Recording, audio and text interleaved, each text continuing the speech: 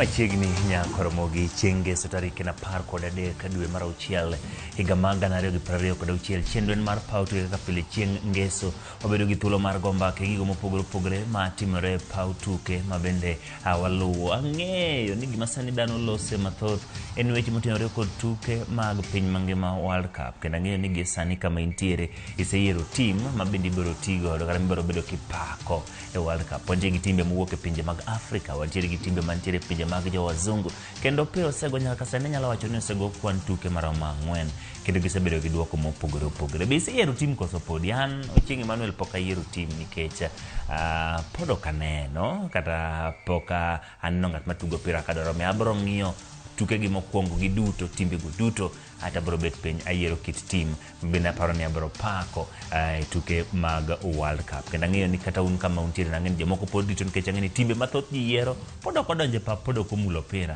Maybe host teams kende mosemulo ball. Watini host team en kanyo tim ma Mexico, tim ma Canada kaachiel kod tim mar USA. Giduto gisebilo opira e groups gi magintiere. Kata kamano timbe mamoko mang'eny oganda jaga pako. Tim ma France pok odonje pap, tim ma Spain pok odonje pap, tim ma Germany pok odonje pap, England it's coming home pok odonje pap, Netherlands pok omulo opira. Wantiere kanyo kod timbe mag Afrika bende, onge tim mar Afrika ma bende wacho kanyo ni osemulo opira mowinjore, nikech mano okuongo tugo ne en mar South Africa. Kata kamano timno ne oneno matek e lwet Mexico, kata jomoko luongo ni Maize Iko, kendo ne ogo gi gonde mathoth kanyo. Omiyo kawuono dwani watwagi ng'enyne en weche motenore kod tuke mag World Cup. Kata kamano e pacho kaendi bende nyaka wamul gigo matimore e Kenya ka mondo wang'e to Kenya kaendi dhi nade, tuke mag adhula, tuke mamoko chal nade, gin mag mathoth. Anyalo yango ni moko kuom gigo mabende biro bedo katimore gi kod jani e pewe mag tuke mopogore opogore ka wago mbaka kaendi. Anyalo nyisi ni odiochieng' makiny e pap gwenge mag Soweto kiny wantiere gi tuke mag checkers. Checkers gin tuke mag iluongo nang'o drafts, kendo ibiro bedo ka ituge gwenge mag Soweto. Nitiere jotugo mabedo ka dhi ting'o nying Kenya malo e tuke mibiro tuge e piny mag Amerika. Kiny nitiere tugo ma itugo mopang kod jotugo mag checkers ma e tuke goendo gibiro bedo ka giyango jok ma dhi tugo ne piny Kenya, kendo biro bedo ka igoyo negi oriti kanyo ka gidhi tugo ne piny Kenya. Mano tuke mag checkers bende biro bedo ka itugo kanyo odiochieng' mano ma Jumapil ma odiochieng' ma kiny. Wantiere gi tugo mabiro tuge kind Tusker kaachiel kod tim mar Police. Chieng' Jumapil ibiro tuge gwenge mag Kwale, iluongo ni FKF Cup Final. Ng'a biro kawo kombe? En Tusker koso en tim mar Police FC? Ng'a biro bedo ka ting'o bendera mar Kenya e tuke mag pinje maoko? Ing'e ni Gor Mahia higa mokadho nolaro tugo ne gi tim mar Nairobi United. Kata kamano Gor Mahia nokudo thuolo mar dhi nikech Nairobi United nogogi. Mane thuolo mane odong' kende mane Gor ne dhi tiyo godo mondo mi idhi ndege, nok giidho ndege. Bang'e wantiere kanyo kod tuke bende motenore kanyo kod volleyball. Tuke mag volleyball tugo kaendi. Jogo mohero tuke mag volleyball, GSU Kinyirap kore gi AP Kenya, tuke mibiro tug Nyayo kanyo, ibiro tug kanyo saa 4 mar okinyi, biro bedo ka chal nadi. Wantiere gi tuke maluongo ni chukball. Chukball gin tuke mibiro tugi e gwenge mag Mombasa. Giko dira mokadho ne gintiere Kisumu, kendo ne gitimo training kaachiel kod yiero team. Odiochieng' ma Jumapil ma odiochieng' ma kiny gibedo ka gitugo chukball e gwenge mag Mombasa.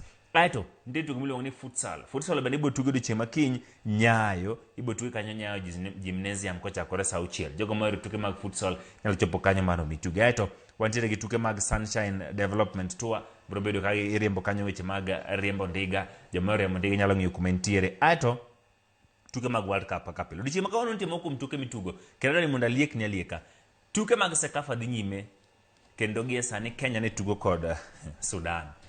Half mokwongo Kenya osego Sudan gonde 13-0. Akia ni half mario dhi bedo machal nade. Tugono nyalo dhi gonde moko nego bed ni lande weche mag adhula. Kenya oselogi 13-0 half mokwongo, inyalo paro opira no chal. Aito bang'e wantiere kod tuke mag volleyball madhi nyime bende, Kenya Pipeline gi KCB. Aito wantiere gi Loop Safari Gravel Series. Jogo magoyo iluongo ni tuke mag iluongo nang'o golf bende tugo kanyo odiochieng' ma kawuono. Wantiere gi tuke mopogore opogore. Shotokan Taekwondo bende igoyo kanyo. Parklands ochakore saa 6 dhi nyime. Aito wantiere gi piem mag go abal, nitiere kanyo Potters House mantiere Runda kaachiel kod World Cup. Kasi yangu ni mago duto matimre tuke, koro duogo piny e gik modwa go e mbaka. Nitiere kaendi kod wendowa mabende ung'eyo en Robert Harrison, jara ma Gor Mahia, tim Kogalo Kwaya nitiere kaendi. Pari njoro ne wantiere kod Taya Doko Otieno. Harrison machiegni intiere nadi mos nyikwa Ramogi Jwang'? Erokamano Emmanuel. Gi nyinga kaka Emmanuel osewacho, nyinga Robert Harrison. Gipaka Gor Mahia kaka chuor jirende. Robert chuor jirani. Erokamano, an Woody Migori, County Nyatike constituency, sub-location Northeast Kadem. Kamano. Harrison, ang'e ni sani mor nikech Gor Mahia kogalo nokawo kombe. Adani season nobedo nadi kaka pok wadhi amogo. Season nobedo nadi season ma Gor Mahia. In kaka jok ma une jok motelo ne team kwaya. Kendo nyone wanti ka ndiko taa dok bende nogomba kama thin kata kamano komula inya. In kaka jo team kwaya. Gor Mahia okawo kombe kendo koro Gor Mahia bodhi ting'o tiko mar Kenya e tuke mag adhula mapinje maoko. Ang'e ni sebedo kiluwo nche wantiere ka kod patron mar Gor Eliud Owalo. Nineno kaka nowacho kanyo ni koro sani mana loso moko kuom kuonde mathindo e team mag Gor mondo mi gine kaka obrodhi tugo maber. Ok gidhi adia participate ni wan wabiro wanjo Gor, lakini gidwa ni mondo gisudi. Season ne chal nadi kapok wadonjo kama ineno kaka Gor nego bedi? Season ma wakoro wakawo go kombe ni wakosebedo season mayot. Season nobedo season ma tight kabisa. Kendo season mokalo ni season manyo wakawo kombe ni maneno ka fans odwa temo bire pap ka koro mpira rumo. Kamano. Iwinjo. To mae season ma bende nodo bedo no ma tight nikech number 2 mane ni bangwa be nokedo kodwa ni mondo en bende okawo kombe. Kamano. Iwinjo. Koro mano nomiyo okosebedo no mayot. Nikech gina butwa tik ma kwa lose game achiel to gidwa mana no giombwa. I can remember kane wane mbele gi points 10. Kane wa draw tu gonde games ariyo ne gibiro mag ko wadong gi gonde means gi point 4 mondo jogo kalo. Koro season ni ne season manoketwa matek makato kombe ni wakawe to be wachwiro ne loya. Iparo ni biro ni AFC nitie machiegni kode mano dhiro ji mondo miolo nikech ing'e ni kano ken Gor Mahia to ke AFC ema ne kawe tang'e ni jogor nok dwani mondo AFC okawe. Iparo ni biro ni AFC mane machiegni ne miyo pressure no bet kanyo koso debe ni team moro bede pressure no kubet. Ing'e ni AFC de bia mos nitie kaka wanyalo tugo kwa ng'e ni watugo gi home team tugo osiepewa mag semeji. Kamano. Lakini AFC noseboko badhogi kage wacho ni okombe ni wang'ni gikawo kendo gikawe gi thuon. Ni kwa utebo nyaka diere January kanyo ne letter table. Letter table first half ka gisego ni ema giseloyo opponent. Gin gisechako kwa table. Mane mwambe ni wacho ni okombe ni koro AFC ok dhi godo. Kamano. Kendo kata no first derby kane wagoyo AFC noloyowa. Achiel kuom lingfi. Malet. Nyayo Stadium. Kamano. Koro second derby emane giwacho ni derby machielo ni kwa loyo mane wanom wan Gor Mahia. To gidhi gi identify ni gidhi gi go kombe. Ne wadhi kaka fans mo wuoyo gi coach marwa Charles Akono. Mo Akono ni tafadhali weri gi koro wach mar layo kikombe. Gono FC. Otanya kago. We okombe koro kwadwa. Gono otoni. Nikech otono chawa. Kamano. Kano sewa moko ngech wasebedo ka kwa gotoyo. Kuro toyo kanogo e first derby mane wachako season to gine ni koro gidhi go wanyake second. Kane wagogi kanyo ne giwacho ni gini to kero Gor Mahia dhi godo. Kamano. To kosebedo mayot nikech wan bende nitie timbe mobochawa. To timbe momiyo wamjingo makoro wasebedo gi geno ni okombe ni koro wakawo. Police FC. Kamano. Police FC kata sing'e history mar Gor osebedo koko ogoga Gor. The best thing monya timo gi Police FC en draw. To dakika mogik mwago gi Police FC e second leg ne wagogi. Mano nomiyo wageno kendo mane mpira mane ber na mpije mwase we season ni te. Mane mpira mane oketo kuma geno ni kare. Mpira ni wakawo. Kamano. Aneno ka chieng' mane mpira rumo chieng' makore miyo Gor kombe. Fans nobiro mathoth kendo achiel kuom joma nobedo kod mor ahinya to kane osemi Gor kombe koro papa ya ojimiel. In kaka achiel kuom jotend fans wacho ang'o mano bedo negi maber to gin gino mang'e koro wasudo mbele ka odhi tuke mamoko. Emmanuel, an kaka ng'ama osebedo Gor to ng'ama osebedo relate gi fans. Gimomiyo fans notokea advertisement. Ineno ka mipira dwa dhi gore kata next month. For example ni godhiro mokata gi Murang'a. Unjo be ni mpia ni wad advertise mtandao te. Obed Facebook, obed TikTok, obed whichever. The fact ni wad advertise mipira no miyo ochopo ne jik kuonde mopogore. Kasto Gor Mahia bende kineno season ni watugo gi kwe. Lweny moro mang'eny obedo maonge. Iwinjo. La season kane wagore gi jo Kisii, kane wadhi Gusii Stadium, lweny no dongi nochako dok kendo Kisii kedo this year, to lweny no kobedo. Koro gini nochako miyo fans moral maduoge pap one by one.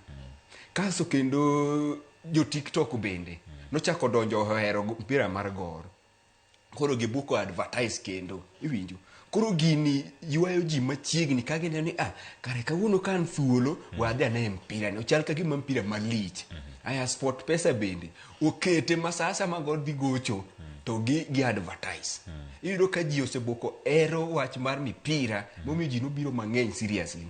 Ta ahinya gimomiyo ji nobire pap nikech wasebedo kwago mpira season ni ma onge koko mobedo mang'eny. Kendo wakono ji ni biu nyaka gi nyithindo relative ng'ata mano mbiyo biu ne mipira wane man wadhi keto ni security. To mar adek gima kono miyo gibed gibira ahinya bul mwagoyo. Ni bul ka onge pap to ji ok nyal lero pesa. Emmanuel kata in mene VIP. Anani ka kawa nyosiko makanye. Juogi nitiere mopogore. Ng'eni kin ng'at mar opira kata kidhi VIP ng'eny ok ibet piny nikech ng'ama mar opira kata ng'ama tugo opira. Idhi na opira tipo kata mana kama ipo mana kichung. Daka prochogo te ichung yani bet no ila. Bet no ila ng'eni nitiere gima ne kasa chande. Wan kata olowa kata okulowa. Wago bul 90 minutes plus.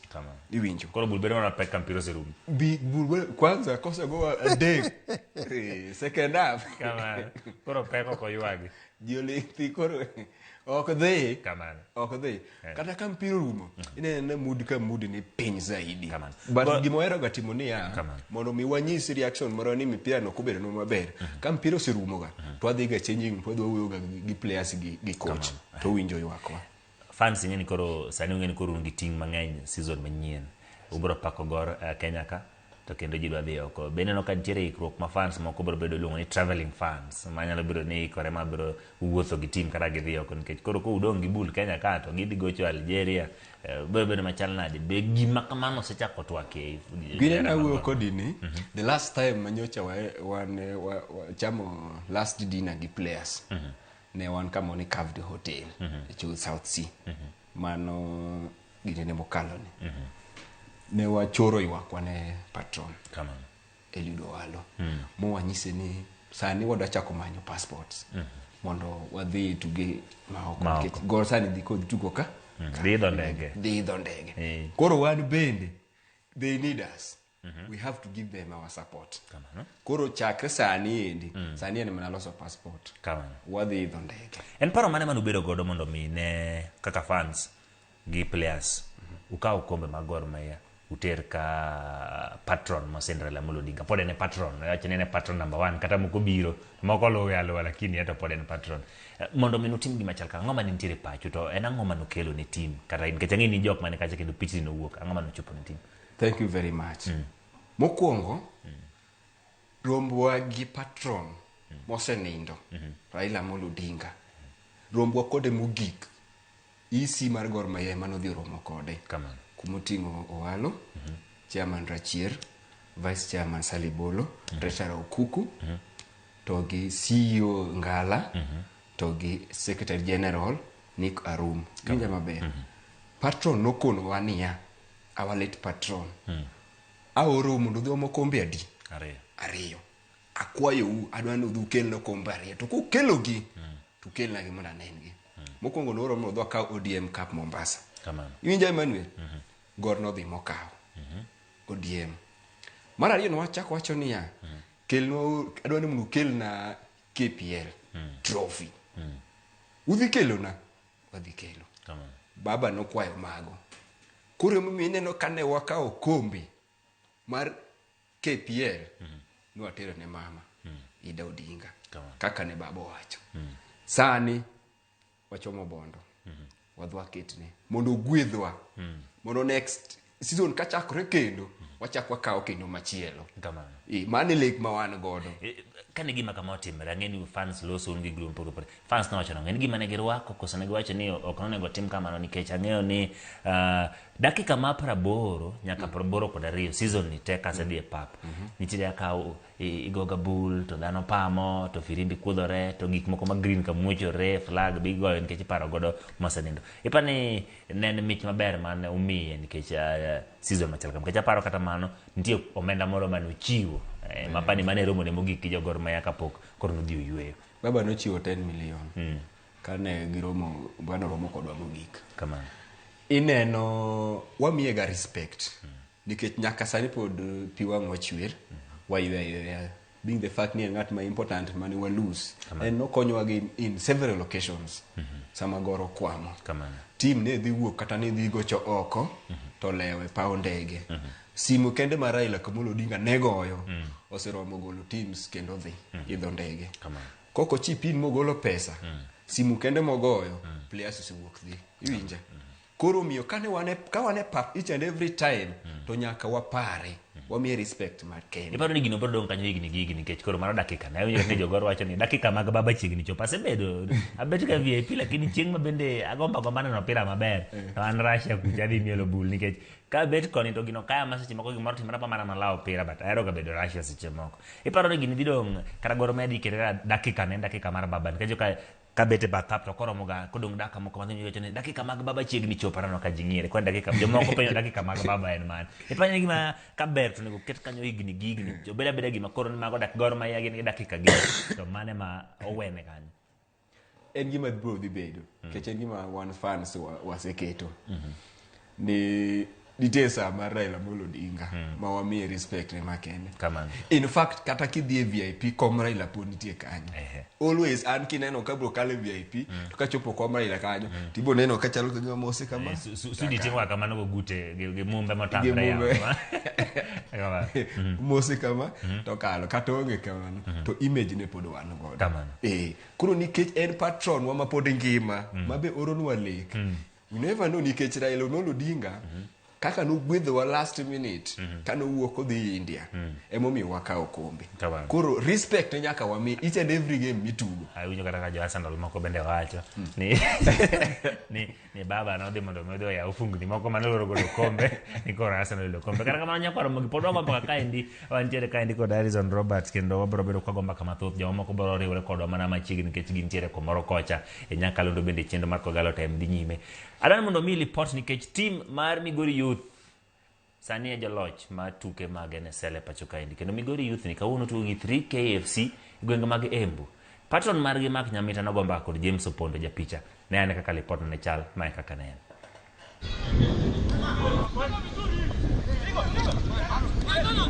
Klab mar Migori Youth biro ting'o kombe mar lig mapiny National Super League odirani e kinde ma gibiro rakore gi klab mar 3K Embu. Patron mar Migori Mark Nyamita ma osetayo klab no kuom kinde lero ni en wuoth ma osebedo marabora ne klab no ma ogoyo tache county ma Migori ka gikone to koro gipono olemo mar kinda. Migori Youth Super League ka I think over the last about higni 10 wasebedo kwatemo matek kabisa mondo wadhi kendo wasekale madongo ahinya nikech ing'eni wasebedo kwa onge sponsor ena ni business community and people mag goodwill emosebedo ka solo matis mondo timo bi. Sani to koro wamor ahinya nikech nyithindo osetiyo matek makoro wadonjo e Premier League. To bok wadonjo kaka champions. Katugo makoro wadhi e Saturday. Ng'eni kwa donjo kacha to joka nyaka kuong almost gonwa chong gi pe. Nyaka gigonwa salute nikech nu wasebedo champions. Bedo gi jotugo manyalo keto timno e lig maduong' kuom kinde malach ka achiel gi manyo kembe manyalo medo sir ne klab no moko kuom okenge ma Nyamita wacho ni nyaka gikete tim. Dwaro margi en bete league ok mana bile season achiel kende. Wadatimo a lot of campaigns and one fundraising mode. Batok tugo ma Saturday ni wadatema ne mondo watim fundraising ma very aggressive. Kendo wadhi time mondo wayud pesa moromo. Pesa no bro konyo wa mwanyalo yudo go jotuke mabeyo. Jotugo nyaka chul. Sani wasebedo mana kwa chulo ji allowance. Koro kwa yudo pesa to wanyalo yudo kaka jotukwa inyalo bed kichulo pesa moro matis mondo wa keep them.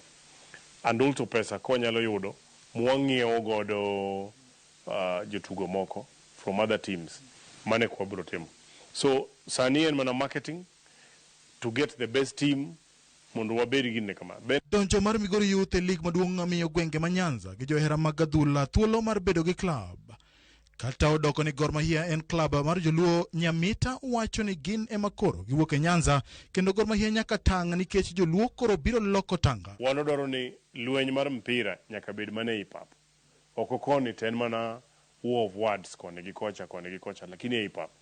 Koro wan bende fans begini buru mana luwo team kaluwore gi kaka mit mar tukgi.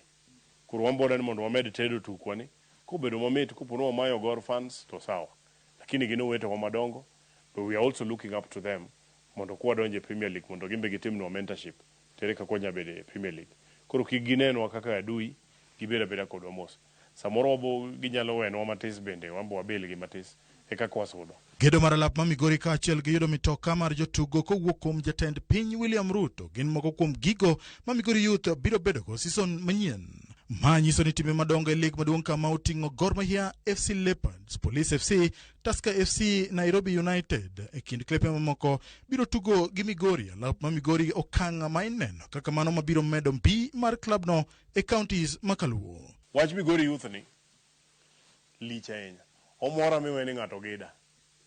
Omora enya, obera enya. Gir Migori ni ber kuro donje uru. James Opondo, Ramogi TV.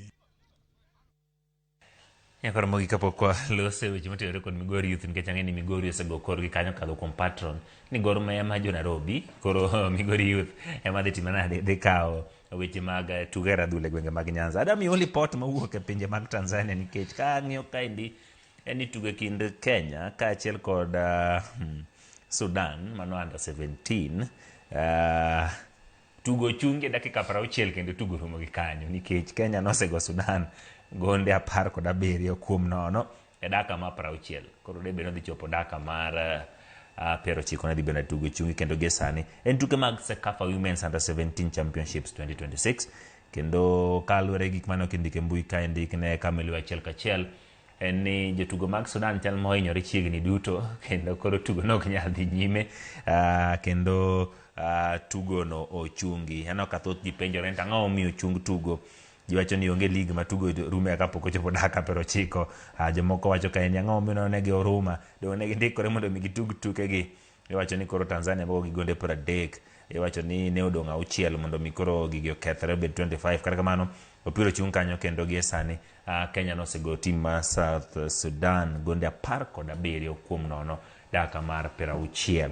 Wabong'eyo nto ang'omo miyo mano timore game ni 90 mano tuke mag Sekafa madhi nyime Tanzania. Par ni Kenya njogolo tim ma Uganda tuke mag ladho simba mar The World Cup ne gidhi gi logi kocha 1-1 ne go ka 1-1 ka giduoko neno no kuom nono aito away goal rule en koro Kenya madhi nyime mano golo Uganda. Kenya pod nigi lek mabiro chako tugo kende tielo machielo World Cup mar under 17. Aduoge weche ma wantiere godo kae ni kutere kod Migori Youth. Harrison jagoro maduong' nchwala mo ne Migori Youth kena paro ni pautuke ka osebedo kwacho ni Kenya seo yie to chieng' mane Migori Youth ditugo gi team mar Mofa mabende ukego nacho ni kaber to Mofa nego yie ni Migori okaw points 3 nikech Mombasa United nika Migori nika lakini gikone to koro Migori osaloe kapod gini game mokelo kendo kawuono ang'e ni embuku magituge game ne chakre sabora ng'e no chakre ang'e no pam ne ginyo kamak Nyamita wacho ni no kanyaka gigono ka chongo piny biro mar Migori Youth e lig mapacho ka no ka dhi bedo machalna. Nyocha wadwaro Migori Youth mondo bi e league to ing'e ni an wuod Migori ko en challenge na sana but dwaro miya chalo od kwara kamano ok dang' aringo od kwara ni koro wacha ni chieng' ma Migori Youth tiyo gi jomoko tipake lakini chieng' motugo gi Gor Mahia to koro jagor koso ibo bedo diere koro ng'ama ko nyawadi godhi gi points 3 mane point sama Migori Youth tugo kata gi Murang'a a support Migori Youth kamano sama koro go tugo gi Migori Youth mane ko iluongo ni Nyanza Derby kora support Gor ok bedo Nyanza Derby moingo Mara Sugar koso Mara Sugar chane ni mabor ahinya mar Migori ni kore mamit kara mar Shabana koro bok mit koro mar Migori ni mamit kech koro wete go wete kamano iwinjo ing'eni kata ng'ane ne Ochieng' wuok e Migori iwinjo koro ing'eni seche modhi tugo kaka koro bodhi away games Kamano. nyaka wadhi Migori Kamano. to koro chuno ni obro dhi tugo dala to tugo ne Gor Mahia Kamano. koro ineno to nyocha wagombo gi sana ngech ing'eni bedo ni Migori Youth donjo e league koro o promote talents mag vijana iwinjo yudo ka koro mang'eni koro vijana modonjo league manyien Kamano. koro talent gi obedo ni chat iwinjo mondo koro gibi koro miyo kata mana nyithindo mane nigi talent moko e kor gweng wacho ni ka ng'ane manyo wasomo godo cha manyo gaga mpira kane ema ne sani gocho e KPL kare wich misi ka anwenyo be ni picha magoni endi winjo be na amer goye motegno mondo ambi chieng' moro lek na chopi mar tugo e KPL iwinjo Kamano. koro Migori Youth karibuni Gor KPL lakini ni KPL Migori Youth socho ni koro Gor gisebene jo Nairobi gin koro gikawo jo kor gweng ni Migori Gor jo Nairobi no osekawo koro gine magida represent Nyanza kendo winjo kanyo ka patron margi mabende Nyamita wacho ni okibira bira temo gibiro ka giikore kendo gidwa ni gidong e ligi nikech aparo ni kane APS Bomet donjo ka mokwongo no chande tuke 10 mokwongo ne pek ne kabisa tim mabende obiro modonje mayot ne en mara ipani gima kama nyalo bedo ni Migori Youth koseno ka gin tim magibira bira kendo kaka patron osingo na ikrok nyalo biro miyo e gidong mara ing'eni sani Migori Youth emo top kamano e ligi table margi tadwa nyisi ni timbe mineno wuok e lum modonjo KPL gi kiki underrate gi tim gi chendo seriously kamano kik wil ni FC Bomet nogoyo gora gonde 4-1 Chiche dongo nowacho ni coach nowacho ni jo mowuok piny koro wafuong ne gi pap to fuongo pap ne joko dhi yudo ng'ama chal ma romre teko kata second team gi yoko ma gilaw ok kamano ne wacho ni gima nonyalo chongo pogore gi paka ikono pira no ni rataro pira ka notamo ata kamano the fact ni timbe minen ing'eni gimene gibiro gidwa ni mondo gidhi e relegation kamano kaka gisedonjo KPL to gi maintain ka gitugo KPL iwinjo momi nyaka gibi ka gin gi ikruok motegno kabisa kamano emo mineno kata maka FC Bomet timbe madongo ka Gor Mahia gere odwa no go mana malich kamano iwinjo kendo odwa sungre go go kore Muranga first leg oketo mana kore ni Gor Mahia iwinja kamano koro Migori Youth gin gi ikruok ka gibiro iwinjo to an bende sani waseland lesson kaka Gor Mahia wang'eni timbe moa piny mabiro malo gi ni agi gidwa ni mondo gitiekre gi timbe madongo gi mondo koro timbe man chien number 18 gi number 17 ka kumoting'o Marasuga ginigi kumoting'o Bandari iwinjo gidwa mani mag koro gise gi underrate gidwa mani ka gisego Gor Mahia gisego go FC Leopard go Police Kakamega Homeboys gineno mani koro ginyalo kata kawo kombe gidacho ni chal gima noneno mane Mara Sugar mane timre gi Gor kama ma Mara ni awine bera ni coach komachielo kocha ogwang no go Dario komachielo Pamzo no konyo nikech Pamzo ne ni kocha to Pamzo no ogo Jokario komadi ado komachielo un ko biro komo no bedo matek 1-1 mai pani e formula mapane gitigi duto gintiere godo gipimore gi timbe madongo kapono kawo draw to onono kotego ingeni kata mana mpira mane ing'e mpira mane ngane ne dhogo FC Leopard no dhogo ngane FC Bomet mane go Kericho Green Stadium ma FC Bomet nogo gi 2-1 to urito Mara kaso kon wan orito Mara ng'e kaka ne gitugore ni nwaoro FC Bomet no dhi ogogi iwinjo ni nikech Pamsa nosega tiyo nego diere moko koro nwaore mondo dhi ogogi to kik wigi wil ni kata gin mipira mane gidhi gigoyo gi Kakamega Homeboys Mumias mane gigoyo Kakamega Homeboys gin wambe nwaparo ni Kakamega Homeboys gige mipira ni koro wadwa ng'iyo ni kare ginyo kaka wapare ka koro FC Bomet ogoyo FC koro ma wacho ni kar mipira ena jua kamano ligo osebedo gik mathoth Harrison ginengo gini miparo ne onego loki e season manyien minyalo wacho seche moko nokodhi maber kaka itayo seche moko adhula ginengo gini miparo ni ka season manyien onego loki mondo ligo med bed gi ndadhu kata bed mamit season moro mokalo cha ne wan gi ywak mag loso duoko match fixing season ni waneno kama kuom jotelo mag timbe nobiro ywak kaindi ni seche moko wantiere gi gik moko kaka referee masema kono nyako nchiel lona ka joma kono nire kaka tugo midi tugo no omi ng'at mawuok e dhok mag joma laro kombe go ninjo ka jakom mar AFC Leopards na ywak ni ochieng' ni oref ne onyango gini to walero go nyango gini ma ochieng' omiyo nyango gini point ginango gini paro nego loki season modhi manyien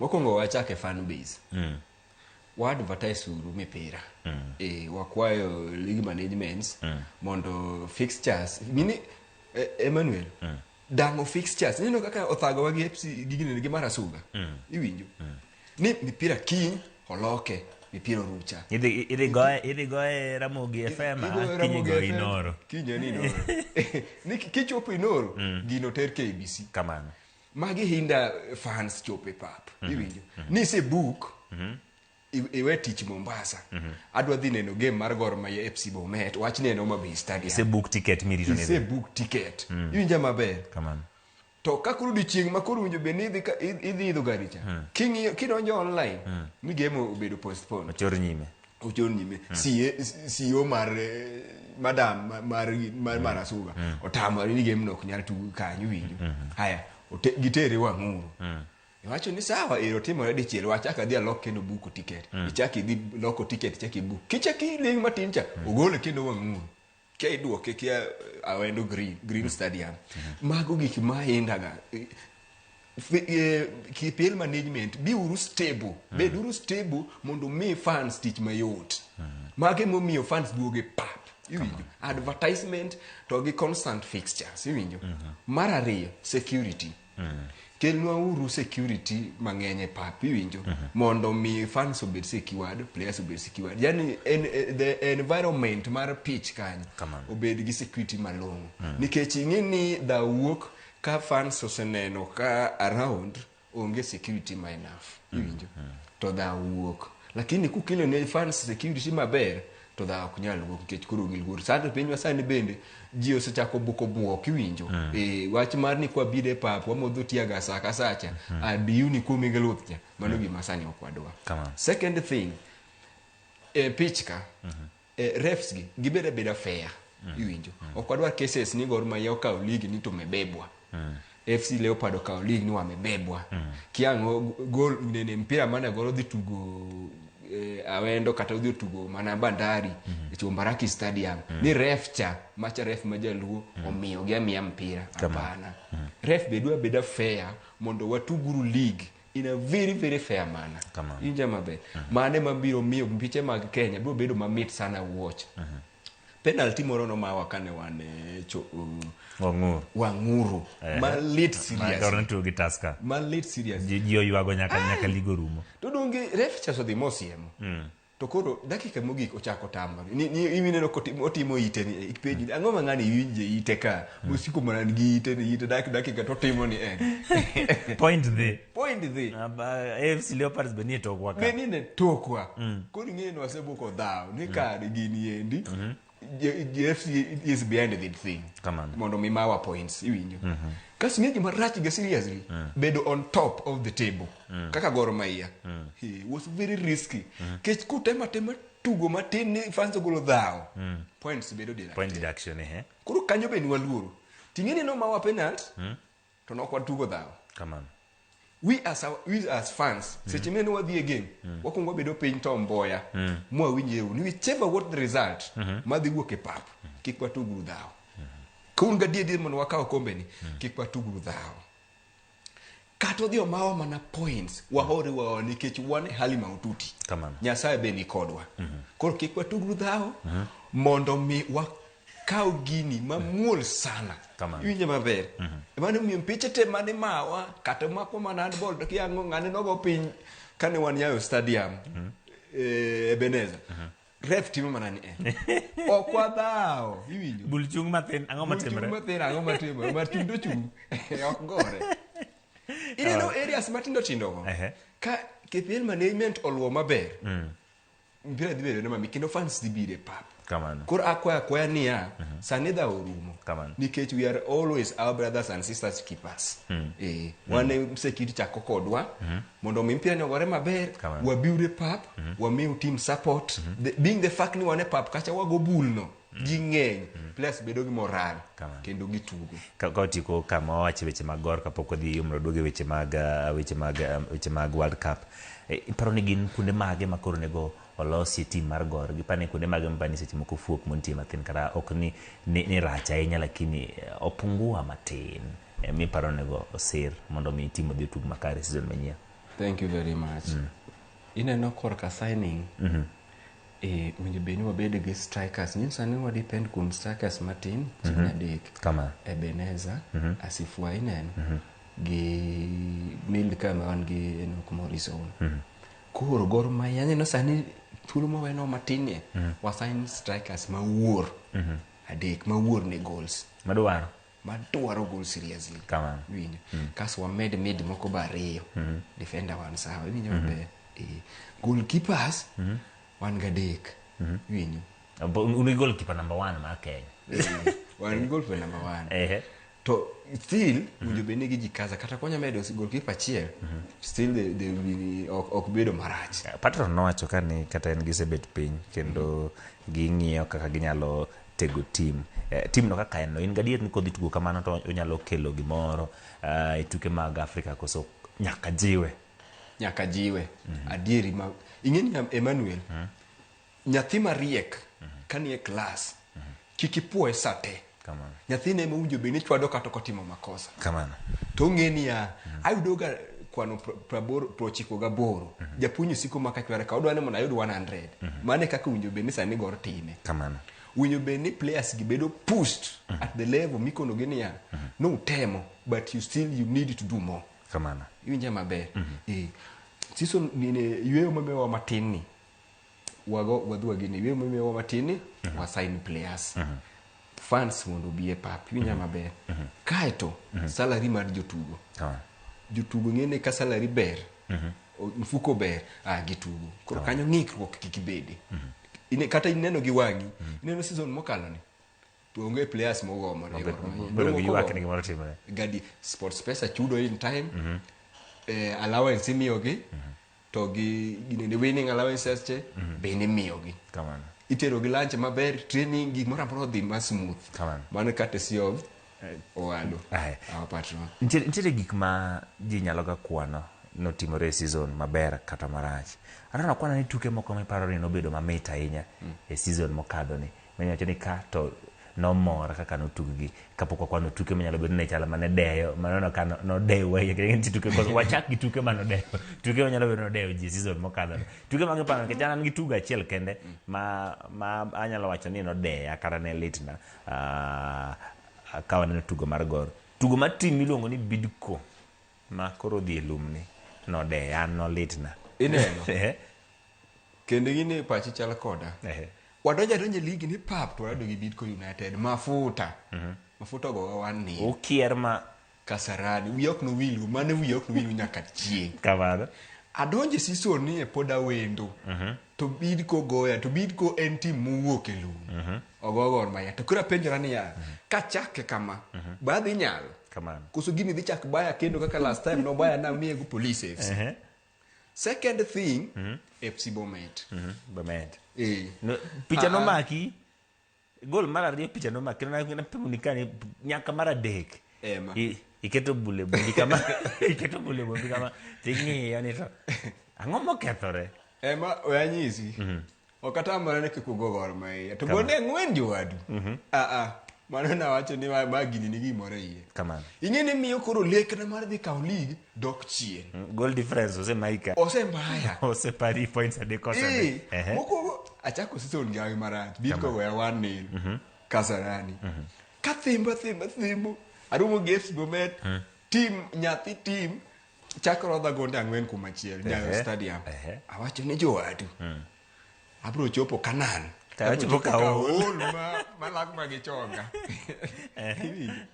koro mago games mosemiyaga gi hondo ko e season mokalo kamano tugo mar Gor Mahia gi team miluongo ni Mkati mane wacho ni Bibi Bread de Gor Mahia bende paro ni tugo mane dhi kaka nodhino koso nena ni koro opira jani na kontia koro Mozart bet kamano Mozart bet bingini Mozart beti be kitugo mi thuolo mar tugo kaf kamano donge makoro gilaro sani Makoro gilaro magidika sani. mataska dhigoyo gi gine taska dhigoyo gi police Gi police. tugo ne chal ni nadi dio biro aparo no bet chieng'no gi Willis gi Agnes aparo wabago kodgi mbaka mbele kaindi to wang'iyo opira to dakika chopo 80 to Agnes lokore to nyisa ni gini kidek bedo mana gol achiel moro modwanyore dakika mogik to ng'ato dhi kode Bibi Bread noyude kendo ne gigo Gor Mahia tugono kano bedo It was on a Saturday. aparo ni bang' mane makoro Gor ochako chiyo ni to dhot achiel manyadhi idho godo ndege osetimo nade oseponyo koro gima donge nang'owa league on that Saturday ne wan gosiepna ma koro osedonjo kanyo anene ne wan gi geno ni kiny wago Bibi Bread kendo en nosepromiso ni kiny kelu soda abiro gi mkate wan chieng'no wan gi Willis Odembe ka wawuok kuma wadake ka wadhi e pap ne wamanyo makati mar Bibi mondo mi wadhi wachame pap apa ni Nyasaye nokonyo konya nokwayudo nikech koro ting'o makati to makati chako dei ang' ne cham chal nade koro gimoro timore ne wadhi kata ka wan overconfident kamano ne wadhi go Bibi Bread iwinjo to Bibi Bread bende macha mipira ma bende ne gidwani mondo gi shine godo kamano being the fact no dhi gocho gi team kubwa Gor Mahia ka koro Bibi Bread kata mana Gor Mahia youth goyo dong noyudo ka osego AFC Leopards mane obedo bedo mata nosedeo kwacho Wana. obiro uru chako ng'iye gi wang' mayot kwana noko dhi maber kwanza ingenia apa ni gimano miyo wabedo reluctant nikech ogwang' nosewuok e Mozart iwinjo koro nwang'e time modonge odhi yora walk over eh kind not knowing ni kare gimoro kare nanga bende kirwako seche moko ataro kata kirwake maber inyawi michak irwake ataro kamano bwana jogi nomiyo wich kuot makati nodeo ji kendo chieng'no ji owuotho mos ka ji dhi gima ne ji wacho dhog gi to ni anel ka koromo godo ng'awene to koro akonor nyaka miwa ligi koro akonor nyaka miwa ligi yani koro mipechwa gi Bibi Bread no caps ne gin ariyo mane udwa ni Gor Mahia okete office dabo Mozart gi KPL koro kane Bibi yedo timore kodwa kaka nonywando nya stadium ja koro no wane muta kono kamano koro ma ok dhi kamano iwinja maber nikech ka kitugo Mozart to mi thuolo mar tugo kaf kaka neno police no goye cha Kamano. I mean Nairobi United nogoye ingeni bwana Gor osea mabor Gor bosi winjo ka piwang michwerni Gor Mahia osechwere kamano Nairobi United bingin no mawa mkati kama kane wan Ulinzi sport ground chieng'no Willis nokoloso koda ka wuok e pap chokot nikech noloo ariyo kuom achiel jomoko nodong' kamanyo kuma Ziko ne nitiere tok game tia gas ni ka dhano oseringo lakini kata mana Ziko ng'e mipira yani ref ga free mane fir ng'wech en oringo dhi nikech ong'e ni fancy go wang seriously Kamano. nikech noyudo ka league nosedhi kamano koro wadong' en final dhano biro kar rombgi papo pong' wang'e ni maya makoro kwa kao dhi miyowa thuolo mar tugo ginene idho ndege bwana ma ochako bawa koro wadong' kwachamo to gima nochako mako dhoga kendo ni Bibi Bread menene koro ni wagoni tigo gi timbe moko piny Mathindo piny kae, nyaka Gor Mahia youth kamano Bibi Bread lokore kodwa gowa lakini mpira en ajwa gin gik mosetimore kendo ka watieko mondo mi wadhi e yueyo kapok waduogo go mbaka e weche mag World Cup tim mag Gor Mahia bende nitiere mar nyiri iluongo ni Gor Mahia Queens niche githuthni kanyo gitemo gichopo lek margi mane dwaro tugo women Kenya Women Premier League kar kamane gikier ineno nang'o lek nitiere kanyo talent ndi anyano seche moko un giluongo ni cross border kuze wuok koni kapo ni tim manyiri nitiere bodhi nana ineno ka ben gi akina ben ka ng'iyo kako tugo season ni to chopo machiegni nikech nodhi tugo playoffs nokier mana kanyo kane gitugo Nakuru ineno ka kochako temo season machielo to koro Women League koro Gor goye kwa tieko mar joma chuo to wang'ado ndara wadhi pako joma adieri makende Emmanuel me myself I eroga take my time sana senior team tamam but chieng ma senior team onge game taeroga dhi watch game mar ladies Gor Mahia Queens kamano first leg kane gichako ne gichako ka githembo kamano iwinje maber kendo ne giyudore namba 8 ka namba 7 namba 9 8 9 ka to second leg kochopo to nyithindo gi shine kendo gi rise malo nyaka gibet namba 2 ting'e kuma ng'ikruok nobedi nyirogo wadowe sana kamano wadowe nyirigo sana wabando ngima jok ma take care of gin kuma oting'o mana Jolayo Bondo Dalmas awa nini ema kawo kodgi Dalmas iwinje maber Koro miyo wegi no apa ni mokelo ngikruok nikech de wak take time ni mondo wang'ie ni kaka nyithindo gituge pap kaka neno waketo senior team nyithindo godo perform kendo de gidonjo kata KPL to we realize late kineno ka bang'e kodong piche moko aboro koro kata mana kidhi e Facebook page gineno ka jomoko magin jower mag wacho ni joma nyiri bende tugo ji temo ringo mar mondo mi osirgi koro matin wacho ni bende ochakre chon first leg de gidhiro de gikadho the last game mane gigoyo gin Zoia last game manyoyo gigoyo ni makoro gikier godo ni 2-0 nogoyo Nakuru kamano ne antie na watch game no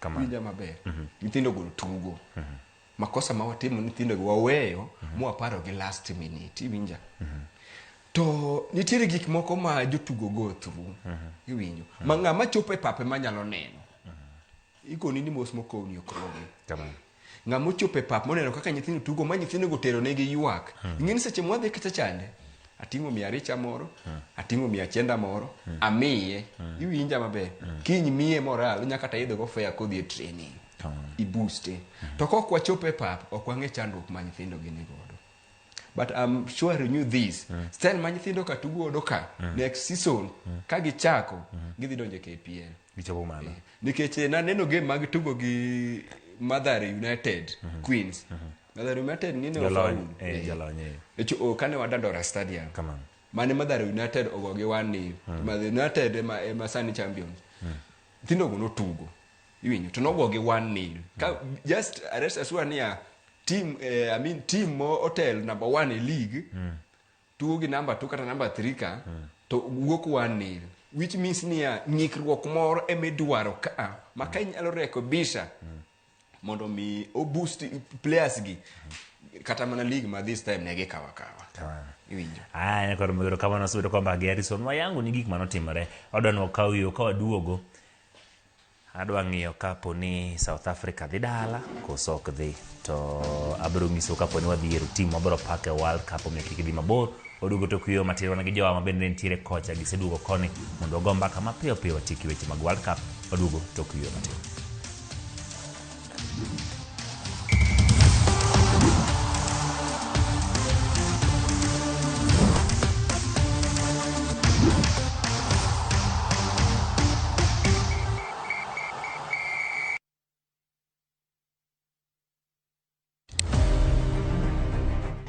Woman can be Mrs. Ombaka, but not any woman can be Dr. Ombaka. Gin mine mabende osebero ngima magi kabende gijiwo joma moko otim kamano. Wadwani mondo wajol joma mine, watieg joma mine mondo kwan joma mine mantie telo obed mang'eny. Gichiwore mar mako lwet jogo mawuok tokgi. Sa ochopo manyaka wan mon ok wanyal timo demonstration. Wanyalo timo sit in. Watemo wacho ne nyithindo manyiri ni kaber to konego bene oringa kende ka wiye bare ni to tina chom kanye ka nitie gima thage to yudo ng'ama miyo mosewuotho yor nieri to penjo wach mantiere e chenro ni mar mine wacho wakelo mine mantiere gi lony mopogore opogore tudi koda juma ka juma tich ang'wen e chenro ni sa 3 mar otieno.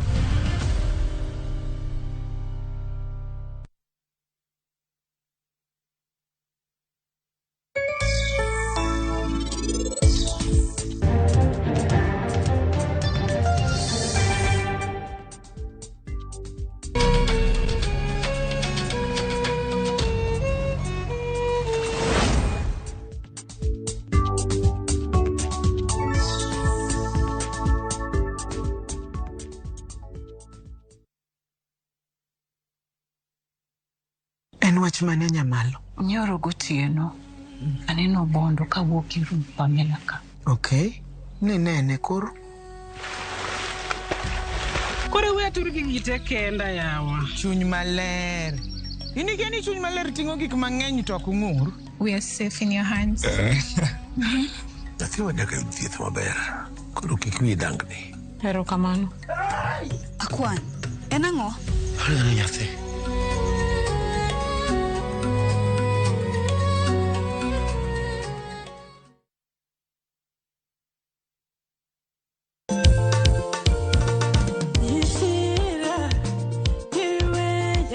Jumapil e Injili kalo Ramogi TV. Nikech ng'wono mar Nyasaye. en pako kod dendo, tunge kod asili ywak. Achiel kachiel. Bang' mano to thor wach, weche mag paro mar jomachuo kata mental health. Sud machiegni, nikech dang'ni mar paro ok en kuo, en luwe. Wakele e ler. Onge wich kuot, en chang. Bang' mano to Janet Oudu donje studio.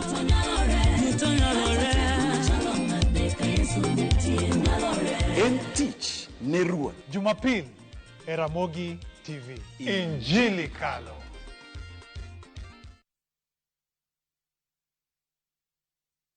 Nyakwa Ramogi, Kenya Eratiel. Raila has a space to say what Gima Jakom Dwawacho. The opposition not the nyake Supreme Court ngewe abatieki. Onliet Nyakwa Ramogi.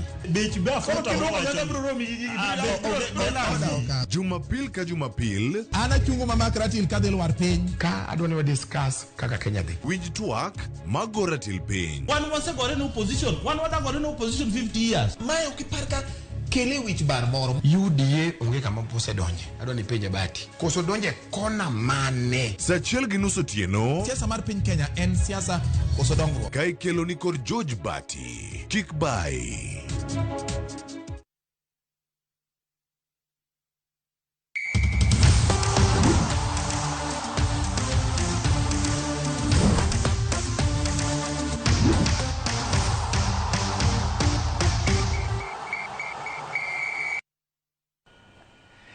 Yakora machiegni telo mar ariyo wan gi dakika manok mondo mogo mbake weche mag tuke mag World Cup. Tuke mitugo tieno go.